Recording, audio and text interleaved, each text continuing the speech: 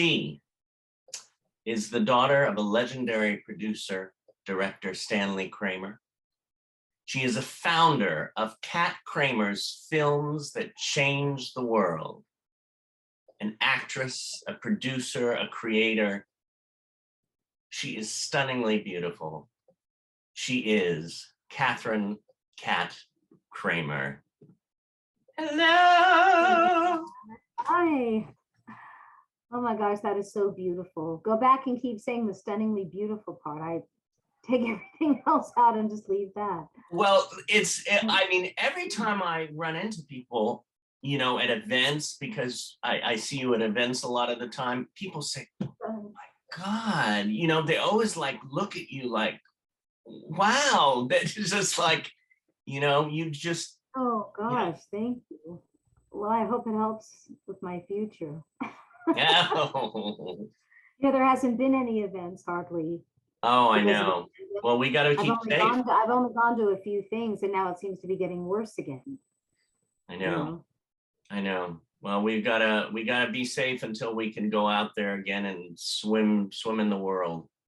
Well, they're trying to do events. I mean, there's been a few, but it's in some ways it's like it never stopped. I don't know. I mean, it did last year, but in the last few months they've been really getting back into it. Yeah. We'll see what happens. So I want to know, do you like the name Katharine or Kat better? It's interesting because Katharine is for Katharine Hepburn. Yeah. And she said, always be fascinating. I like that, but I'm more of a cat, you know, because I was Katie when I was growing up, but when I was little, and then I was Kate. A couple times I was Kathy, but none of those names fit me. And Katharine is such a regal queen's name. So I just go by Kat, mainly because nobody ever spells Katharine right. And I have the song Katharine with an A, which is a duet between me and my godmother, Auntie Kate, as her alter ego is. And so I do that. I'm still working it out, but that song is like a parody of Liza with a Z and designed to let people know that it's Katharine with an A, and they still don't spell it right. So that's why I go with Kat. Since, you know, so it works. Right. Since that came out, the Katharine, when I say Katharine Hepburn, what comes to your mind? Always be fascinating. Oh, good for you. Comes to my mind is that she's so much a part of me. Well, especially now. I mean, I just did her in my comedy routine, and she's in my one-person show. And I try and interject Auntie Kate, which is her alter ego, into everything I do. Kind of like Lily has Ernestine, but, you know, because I feel I can say whatever is Auntie Kate, which is, like I said, it's her alter ego. It isn't really her. And when you say Auntie Kate, you mean it, and it's true. I do, because she was my godmother and namesake, and I grew up with her basically. My dream is to play, or one of my dreams, the Katharine Hepburn Cultural Arts Center, which I'm the West Coast representative. I want to play the Kate, which is the theater there. They have two or three venues, but it's the large theater, or the one that seats 250. I want to be able to do my shows in there and be part of it. And yeah, so that's a goal. Well, you have so many one-woman shows. I mean, I remember Mick Jagger. I do that with Mick. Yes, I'm still working on that. And it may be evolving into a show called She's a Rainbow, or that would be a separate show. But, you know, that's a Stone song, She's a Rainbow. So it's a forever evolving Mick Jagger, Stones, Katharine Hepburn. Those are like the themes that are interwoven. And I'm working on another solo show called Crescent Drive. I don't want to give too much away, but let's just say it's very good for Halloween. And I've already done like a portion of it for Los Angeles Women's Theater Festival. I'm going to do it on their Halloween Wind Down Wednesdays, but I'm going to develop that into like a stand-up.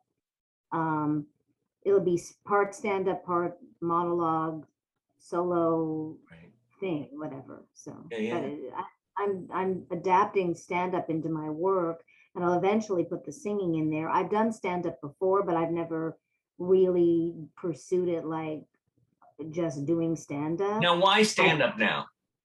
Well, I've always wanted to do it, and I've been part of a comedy duo, and I also got the Entertainer of the Year from the LA Comedy Awards, and I have used stand-up in different things I've done, and I've given awards and performed at the Comedy Store, and but I decided, because of the state of the world and the way things are, it is a mad, mad, mad, mad world, that the way to say some of these things is through comedy. So even though I think I'm better suited for sketch comedy or musical comedy or even sitcoms, I am going in the direction, I wouldn't call it just like straight stand-up, but it's a stand-up comedy clubs. Yeah. So in that sense, I just feel that so many people are out there talking about their personal life, but we really need someone who, and hopefully it'll be me, talks more about the state of the world and, makes fun in a way, or finds the comedy in these, horrendous global situations, and also the whole space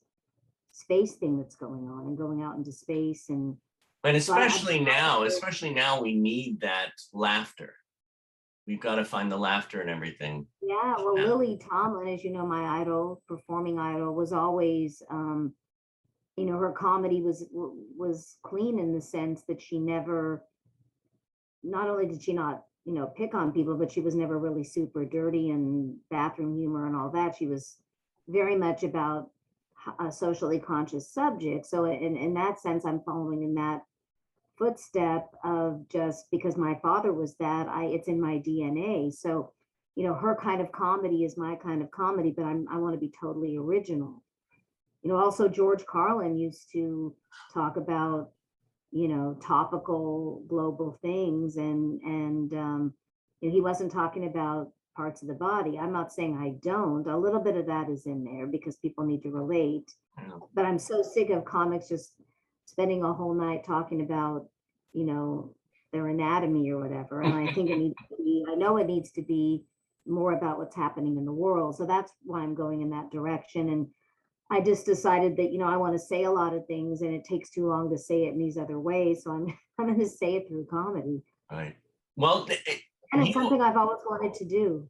You are so busy. I mean, you're constantly busy. I see you it's like when we used to be able to go out, I would see you at one event, I'd turn around and you were at another event. It's like, oh my God, how, you're busy creating, acting, and producing and writing. How do you center yourself?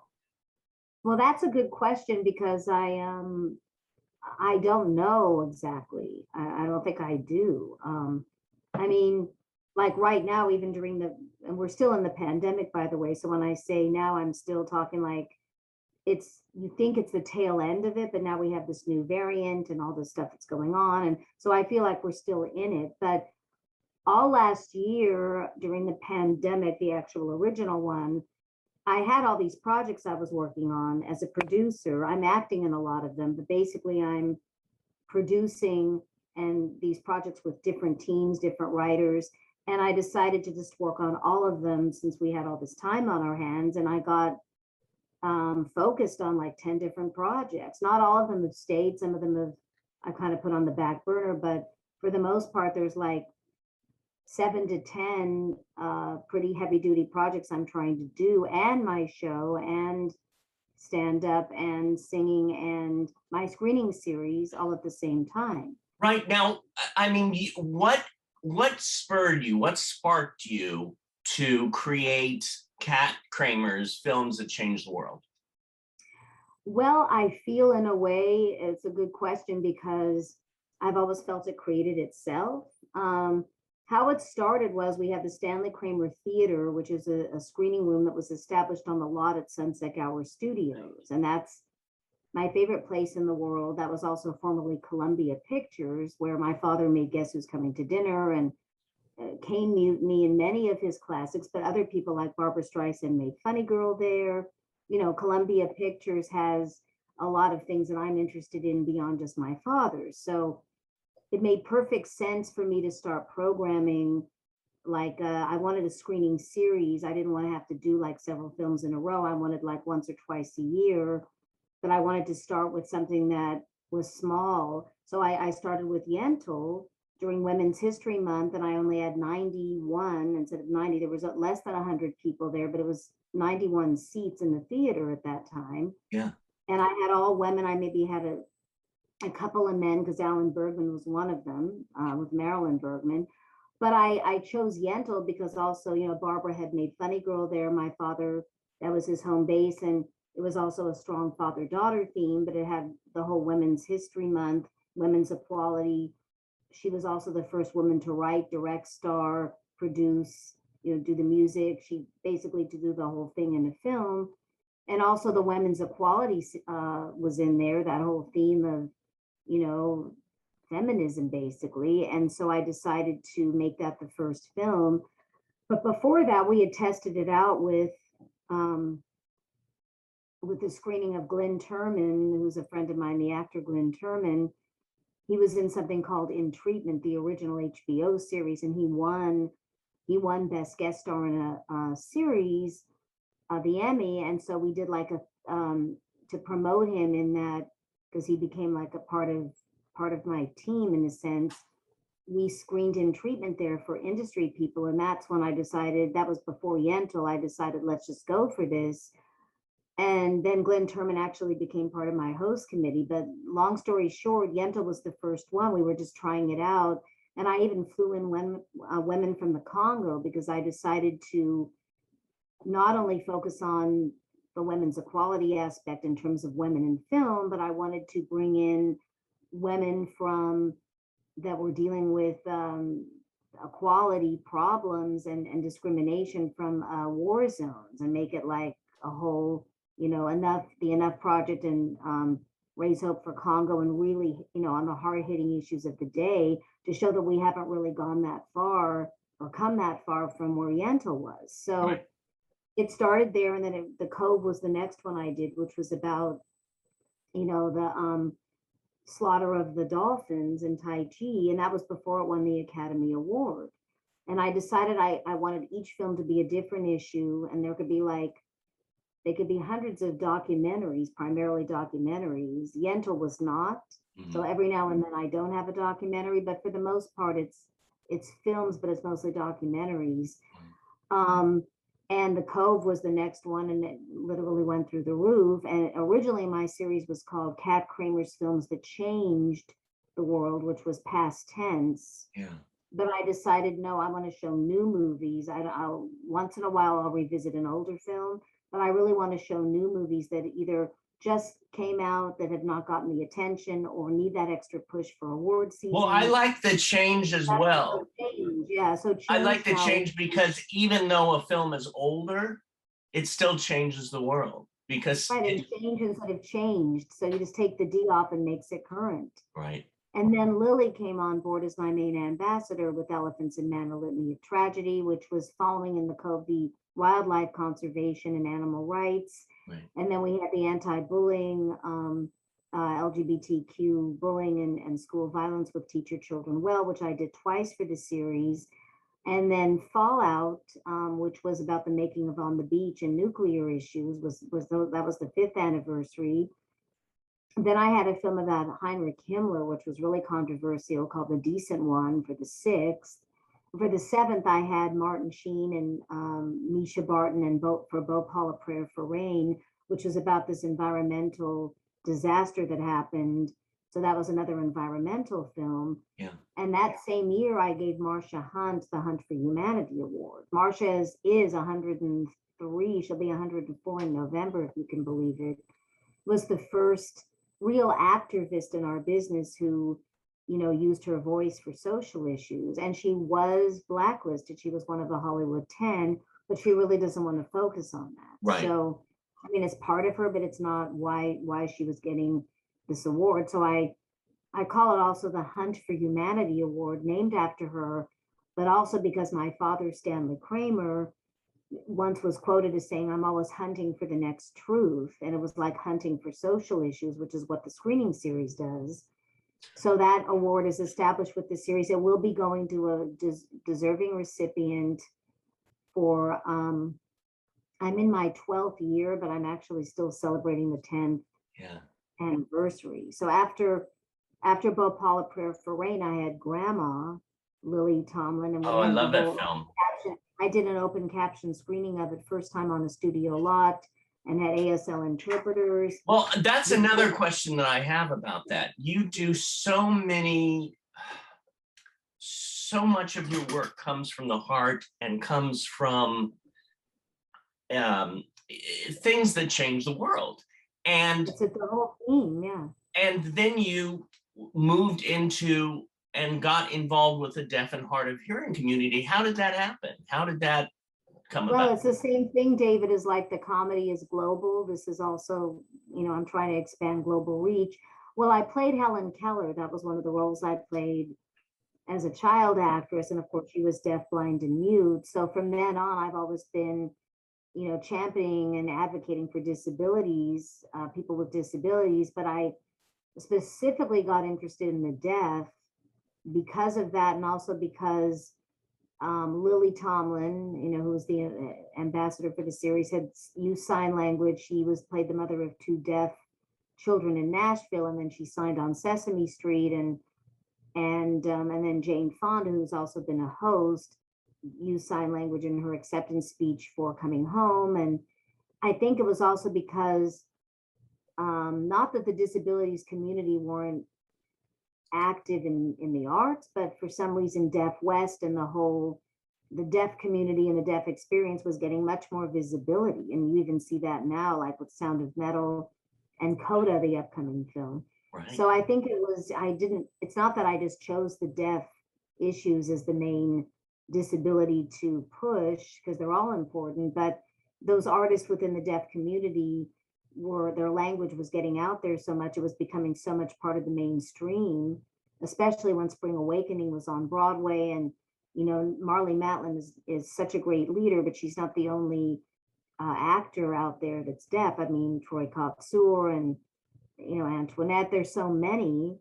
And that's why in Turnover, when I first got cast in that role, and then they brought me on as a co-producer, Right. Linda, the director, came to me and said, we already have Down syndrome characters in here, but you work with the deaf community, and it's really the deaf community was breaking through at that point. She said, shall we turn Julie, the character of Julie, who was hearing in the original script, Right. shall we make her deaf? And I said, yes, but you have to cast a deaf actress. You can't just, no more can you have a hearing actress playing deaf. You have to actually cast, to be authentic, you have to cast a deaf actress. So I was also in on those auditions, and wearing my co-producer hat, I was able to pick Raquel McPeak for that role. But I mean, there was a moment where everybody was saying, well, why can't we use the actress we already have? And I said, no, you can't. It has to be authentic. And I keep that with everything on all the projects I'm developing, David.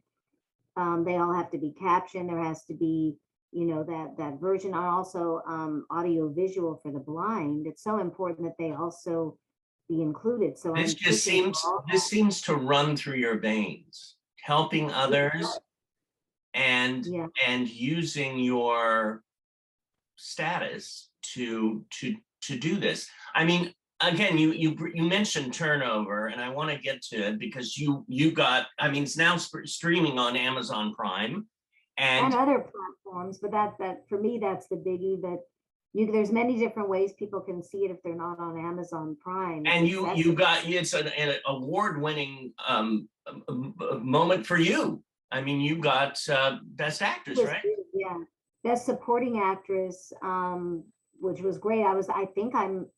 Well, first of all, I'm the only actor from the film to have gotten a competitive award. In fact, the movies won like 10 awards, that included, but a lot of people from the movie were nominated at the Love International Film Festival, and I was stoked that I did win Best Supporting Actress. And I think I'm the only actress from the United States that won anything, because it was basically it's called Love International. It's very international, and there was hardly anybody from the States.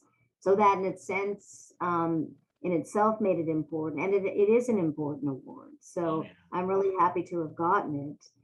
But the movies also won, and it's reached a lot of hearts and minds with, first of all, you have the whole diversity element in there. You have the whole, love and acceptance. And then you also have the whole food industry and the restaurants and how Right. that plays. And I think it would make a great series. I'm trying to push, the powers that be into really getting this out there as a web series or a series. Well, And you that know was what the I goal. loved? One of the things, because of course I was on the set with Blair Williamson, who was one of the stars yeah. of it. And One of one of the the things, what? also was one of the executive producers on it. Right. And one of the Yeah. things that I loved was, there was one or two scenes where I was sitting as an extra in there, just because I just love the feeling of being on the set and the surrounding, especially with so many people that you know. But one of the things I remember is watching your scene being filmed, and your focus is like, okay. So, you don't want to talk over it? Burrito? This is not exactly the kind of thing. and you're in the character, and then you just walk in, and you could feel the energy from that. I thought that was one of your best roles. I mean, yeah. So it's exciting to watch you work. Oh, thank you. I have like a little secret when I did Fran, that was the character, which I'll never tell anyone. It's a little acting secret. But when I first read her, she was very, she could be very one-dimensional, and she could be perceived as a narcissist. And I'm not saying she wasn't selfish, but from her standpoint, she's having to raise her son, and Peter isn't really focused, and his health is bad, and she wants the best for her son, and she wants that success. And Peter was really, sleeping on the job, so to speak. So from her standpoint, she's a single mother getting, divorcing him, going to end up with somebody else, but he wasn't living up to what she wanted him to. Yeah. But he also was like the female villainess in the piece. But I tried to make her, imbue her with, humanity, so that she wouldn't be one-dimensional. Well, and that's why you won. I'd like to reprise the role on the series. I think that, there hasn't been a series about a restaurant in a long time. And plus you have the whole thing about the diversity and the Down syndrome and the deaf, and hiring Down syndrome staff in a restaurant has never really been portrayed in the series. And then you have the whole diversity and, the ageism with the older characters. I mean, there's so much in there that could be that people could relate to now that Superstore's off the air. Well, you know what was so great? I mean, I'm hearing the diversity and the Down syndrome and all that. And as you know, I mean, you and your mom, thank you for, I don't know how many years ago it was, you came to Meet the Biz when we were back at Joey Travolta's Inclusion Films. And of course, Meet the Biz has gone different places, and now it has its beautiful home over the last 7 years at Performing Arts Studio West. And the students are watching today. We have Performing Arts Studio West students. We have the Meet the Biz students. Great. We have all the YouTube land. Both, that you've combined it. See, it's really gone so far, where before actors with disabilities and performers with disabilities were there, but they weren't really being recognized. And now it is so, the floodgates have opened, and it is a lot to do with, like I said before, with the deaf community, because they went so mainstream, and the talent is able to shine through, and films that actually have deaf characters in there and deaf actors playing them. I think that's really helped. Yeah. And there was that short film from this year too, with the deaf and blind actors. Yes. True, yeah, that Marley was involved with. That was an amazing film. I I want to go. The turnover is so. What I'm saying is that when you have if you make a series out of it, and believe me, it's in the works. I mean, it's something that they're working on it, and I would Really? love, like I said, play Fran in that. That would be and great. have as many of the original actors back, maybe not all of them, but there's so much you can do with the different characters that come into the restaurant or that are employed at the restaurant, different life lessons that could be pursued, and also the whole, fair wage, one fair wage, and all the things that are happening with the equality in the restaurant system. There's so much you can do, that I just say that, that's the series to really push for. Make all the jokes you want, but your new lease here, it's not gonna last at this rate. not gonna be around forever. Oh my God, it's so hardcore. The doc thinks that I should take some time off, maybe even a couple of weeks. I'll find us some new hires in the next couple of days. I'll take care of it.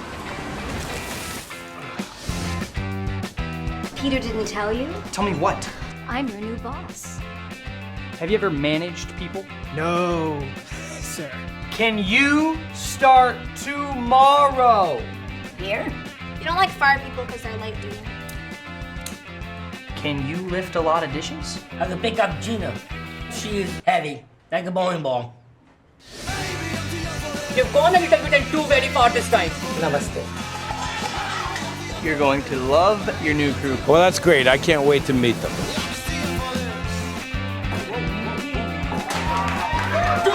This is like some kind of joke, right? Some YouTube joke, right? Right? I know I've been weird and a little uptight, but I've been thinking, and if you're willing, I could use your help. All of you. Even after goodbye, and even though I miss you. He doesn't even know I exist. That's why you gotta go back there and put the goods right out in front of him. I was a fool, I knew. I mean, was that your plan, Henry? To sabotage us with a few existentialists and misfits because you couldn't have it your way? Hide in the daylight, and my silver lining is overdue. I'm starting new, and now I'm climbing to better use where skies are blue. When life gets rough and things really matter, that is when we come together. Not just as a little local restaurant, but as a community and a family. I'm starting new right now. Thank you. Seize the day for tomorrow. You could... you could possibly die.